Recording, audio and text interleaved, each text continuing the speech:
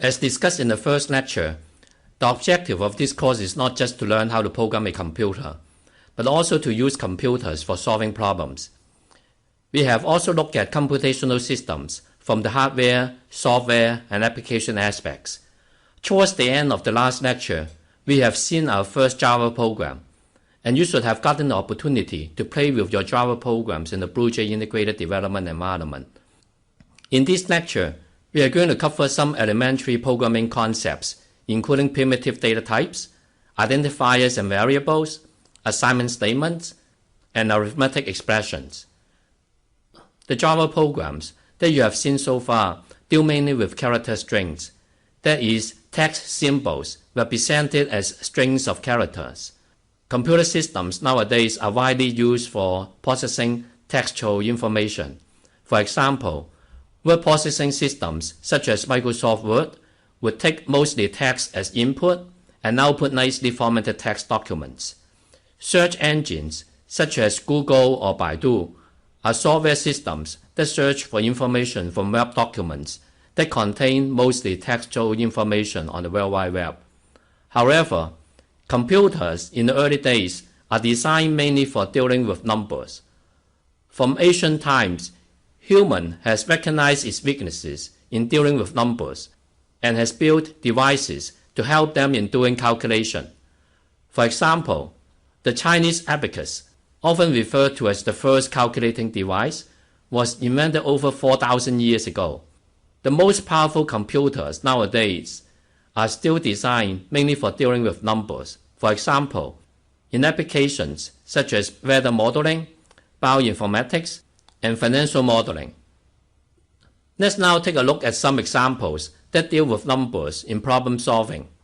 Following the problem solving steps that we have discussed last time, let's consider a simple problem that you may encounter in a course like this. Your performance in a course would be assessed through different activities. For example, your final grade in a course could depend on your performance in the examinations, labs, and homework assignments, but they are not weighted equally. Usually, examination would carry a heavier weight, so the problem that you are trying to solve here is to compute the final grade as a weighted combination of your performance in exams, labs, and homework. The first step is to analyze what information is needed in solving the problem. Clearly, you need the scores for exams, labs, and homework. Think about what else would be needed in computing the final grade. Think about that, and I'll come back to this later. The problem can be formulated by specifying a set of input and output.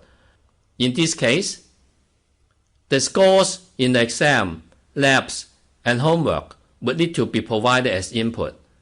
The course may require multiple exams, labs, and homework. But for simplicity, let's assume that we have an aggregated score for each of those components. The output for this problem is quite obvious. We want the final grade, which is a weighted sum of the scores, as output.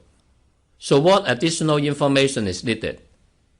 As mentioned, we use different weights for different assessed components, so a set of weights would need to be specified. One point to note is that while the scores could differ from student to student, the weights should be the same for all students in a course, and they are usually predetermined and fixed at the beginning of the course. After we have gained a good understanding of the problem, we can start solving the problem by specifying an algorithm.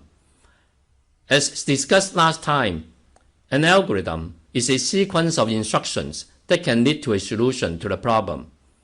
As noted in the problem analysis stage, we need to specify a set of predetermined weights.